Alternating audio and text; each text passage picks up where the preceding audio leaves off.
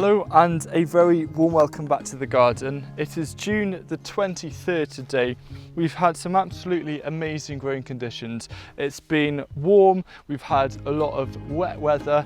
It's kind of blight conditions a bit, but I'm not too worried because everything is looking so lush and green and healthy. And in this video I want to outline 12 of the most unexpected things that I've learned through growing food. And I started growing food back when I was 3, when my dad got me involved in this garden. And perhaps the most unexpected thing for me is writing books about gardening, for example, Grow Food for Free. And stay tuned because later on in this video I'm going to be doing a competition where there are 3 signed copies of Grow Food for Free up for grabs. It's really easy to enter and it's open worldwide. One of the first things that I discovered that really surprised me when it came to growing food was learning that there are many crops and vegetables that we grow that can give us more than one kind of harvest. I've got beetroot in front of me, and the main harvest with beetroot is usually associated with the roots. But beetroot leaves, for example, are very edible. You can chuck them into salads raw or you can cook them. They're closely related to chard and they're just wonderful.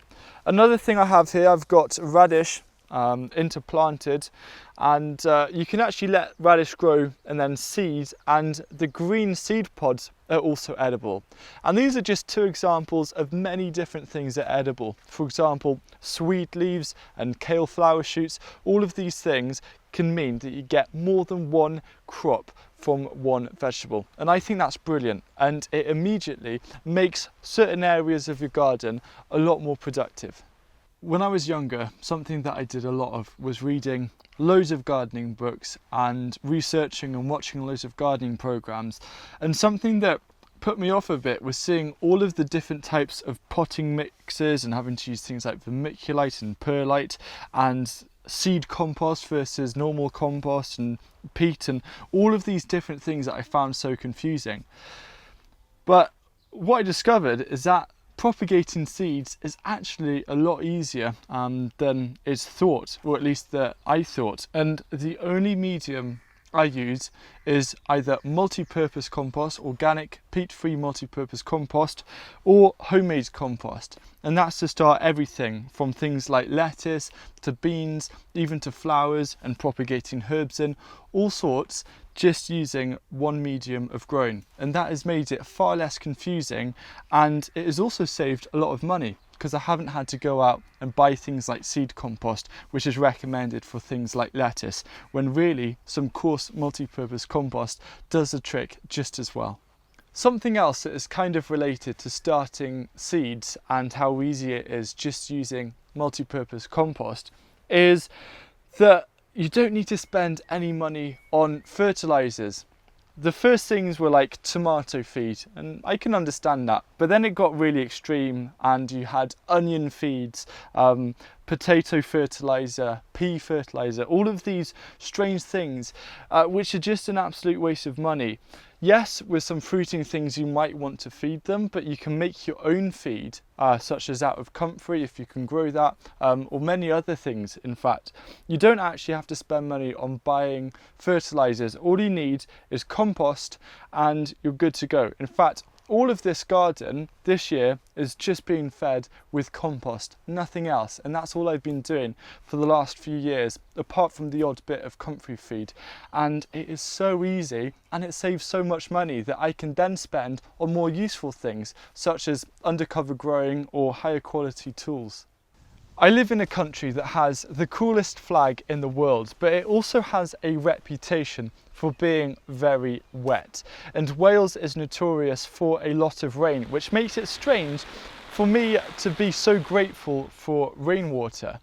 Ever since 2018, we've experienced kind of prolonged periods of dry weather. And so unexpectedly, I'm actually grateful when it rains after this. And being in Wales, that was something I was never expecting to happen. Another thing that has surprised me so much is just how little space you need to keep a family of 4 supplied with lettuce through spring, summer and autumn.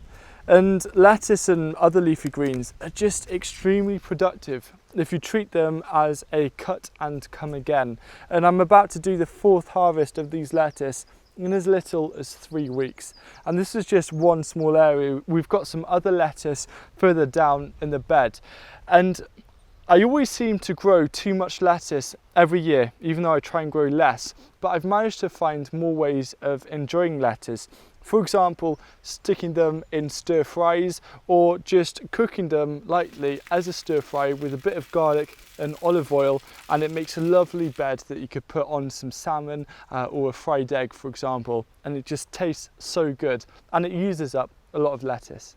One of the most positive, unexpected things I've learnt is that seed saving is less complicated than I first thought. And I'm letting these lettuce run to seed and flower, and I'll save these seeds later on towards the end of summer when they've started drying.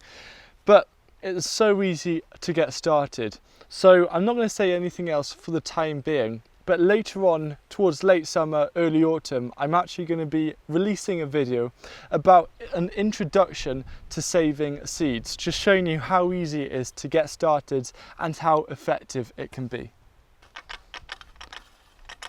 Over the last few years, one of the coolest things has definitely been seeing perhaps a bit of a rise of interest in gardening from younger people. And my YouTube channel, the main audience is between 25 and 35, but there's a big percentage who are between 18 and 25. And there's also a lot of parents and grandparents now who are getting their kids and grandkids involved with growing. And just by us gardeners sharing what we're doing, especially online, I think it's reaching a lot of people and getting them very excited about growing food. And seeing all of the young people and kind of my generation getting so excited about gardening and producing food, I think it brings a bit of hope for the future that we need. Something that I hadn't realised would be so fulfilling until I actually started doing it was sharing food and surplus or surplus plants with neighbours and with friends, and the fulfilment that you get from that. So at the moment I'm doing a radish harvest, and I'm harvesting these radishes for a neighbour of mine who absolutely loves them. So it's always nice to grow just a bit of excess produce. And you know, look at that one, absolutely delicious French breakfast radish. And the satisfaction of just being able to grow food for others or give away spare plants to really encourage them to grow is huge, and I absolutely love it. And that was an unexpected thing that has definitely got me hooked on sharing as much as possible. And if you can't share plants or produce, then the second best thing is sharing your gardening knowledge. The next thing is an important lesson learnt more than anything, but it's taken quite a while and I'm still not great at it. I have this feeling that when I plant something out, I will remember the name and I think, oh yeah, that'll be easy. I know that potato is Red Duke of York, for example. But if I don't label it down or write it somewhere, I guarantee you I will forget it, no matter what it is.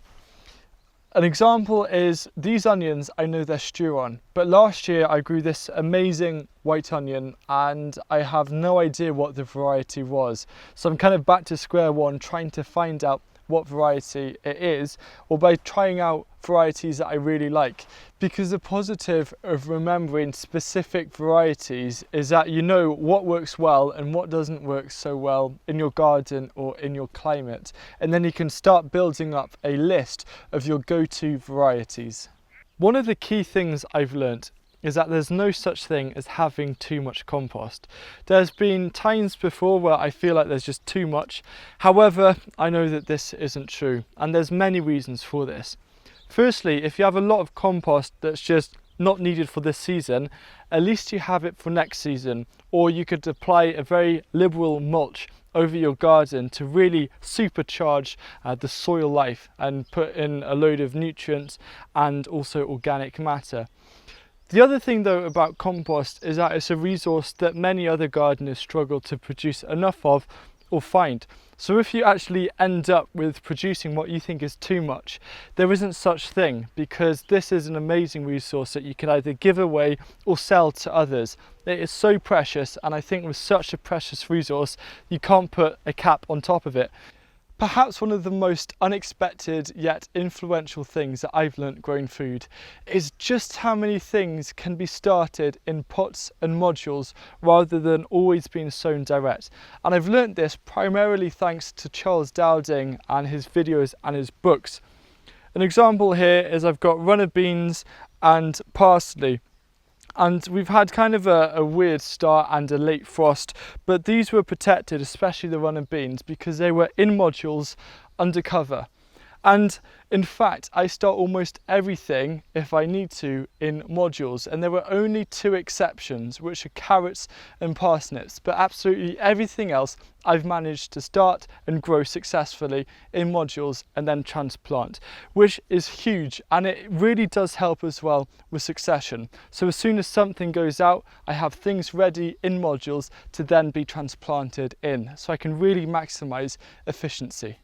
But perhaps the most important unexpected thing I've learnt from growing food is that it isn't just about the harvests. And I know I do a big focus on how to be more productive as a gardener and how to make your garden grow more food.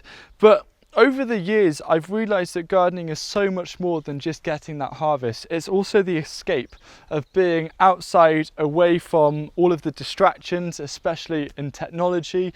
And it's also, in terms of well-being, something that's very grounding, and I really appreciate that. And there are just so many more benefits to gardening, so I won't just label it as a way of growing lots of food. It's also a way of being able to escape and grow yourself.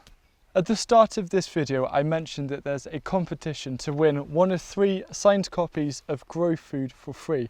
And to enter, all you need to do is head on down to the comment section and let me know one of the most unexpected things that you've learnt through growing food. It can be something positive, negative, as long as you want, as short as you want, it doesn't matter.